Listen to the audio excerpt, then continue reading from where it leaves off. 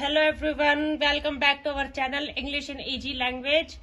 Guys, मैं अभी तक आपको हेल्पिंग वर्ब्स का यूज करना बता रही थी। हमने डू, डज का, डिड का, वाज वर का, इज एम आर का यूज करना सीखा था। लेकिन मुझे एक बात समझ आई है कि हेल्पिंग वर्ब से पहले हम प्रीपोजिशन करेंगे, क्योंकि जब हम हेल्पिंग वर्ब करते हैं तो वहां पर बहुत से ऐसे वर्ड आते हैं जहां पर प्रीपोजिशन का यूज करना पड़ता है। वहां पर उन वर्ड्स को समझने के लिए आज हम पहले प्रीपोजिशन का यूज करेंगे। अगर पहले प्रीपोजिशन करेंगे तो हेल्पिंग वर्ब का यूज करना बहुत अच्छे से आ जाएगा। तो आज मैं सबसे पहले हेल्पिंग वर्ब को बंद करके प्रीपोजिशन का टॉपिक लेके आई हूं। तो चलिए प्रीपोजिशन समझने की कोशिश करते हैं।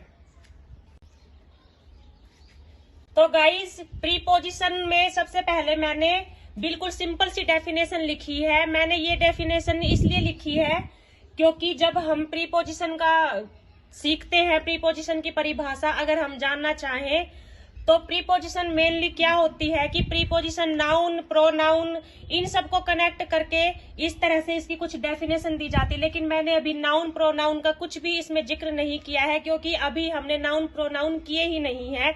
जब हम नाउन प्रोनाउन कर लेंगे उस वक्त प्रीपोजिशन नाउन और प्रोनाउन में कैसे यूज करी जाती है। अभी मैंने बिल्कुल सिंपल डेफिनेशन ये लिखी है। A preposition shows the relation of a person or thing to another word in the sentence. इसका मतलब ये हुआ कि प्रीपोजिशन वो होता है जो किसी पर्सन या किसी चीज में किसी दूसरे वर्ड के साथ कोई कनेक्शन दिखाए, कोई संबंध दिखाए। जैसे कि मैं आपको हिंदी में कोई सेंटेंस लिख के समझाऊंगी। जैसे कि बिल्कुल सिंपल सा है, किताब मेज पर है। ध्यान से देखिए गाइज, ये बिल्कुल सिंपल सा सेंटेंस है। इसमें इस चीज को ये कैसे, इस चीज से ये कैसे रिलेट करता है, ये देखिए गाइज। अगर मैं यहाँ पर ना लिख के खाली लिखती कि किताब मेज है, तो यहाँ पर आपको इस चीज का बिल्कुल पता नहीं चलता। तो गाइज, यहाँ पर मैंने एक बिल्कुल सिंपल सा सेंटेंस हिंदी में लिखा है, किताब मेज पर है। अगर मैं यहाँ पर ना लिखकर खाली यूं लिखती कि किताब मेज है, तो आपको इसके पीछे कुछ भी समझ नहीं आता। किताब मेज है मतलब इसका क्या मतलब हुआ, किताब मेज है। अब मैंने यहाँ पर लिखा है किताब मेज पर है, तो बिल्कुल आपको समझ आ रहा है कि एक किताब मेज पर रखी है। इसी तरह से हम इस पर को ही प्रीपोजिशन मानेंगे। तो गाइज, प्रीपोजिशन अलग अलग तरह की होते हैं। मैं आज आपको कुछ ही प्रीपोजिशन करवाऊंगी। ये देखिए गाइज, मैंने इसको ट्रांसलेट किया है, book is on the table.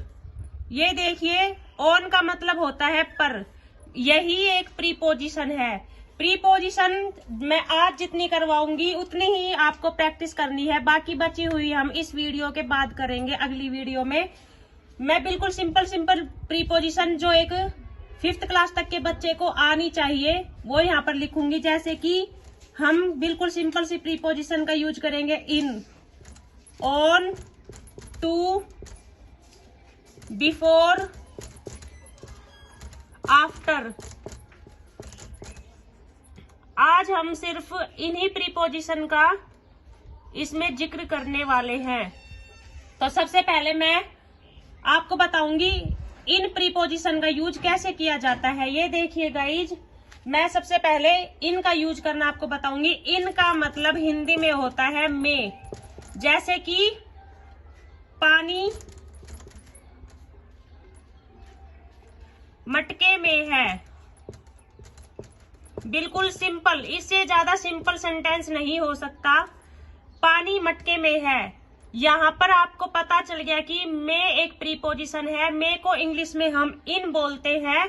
तो हम अगर इसको ट्रांसलेट करेंगे तो बिल्कुल सिंपल सा आएगा, water is in the pot.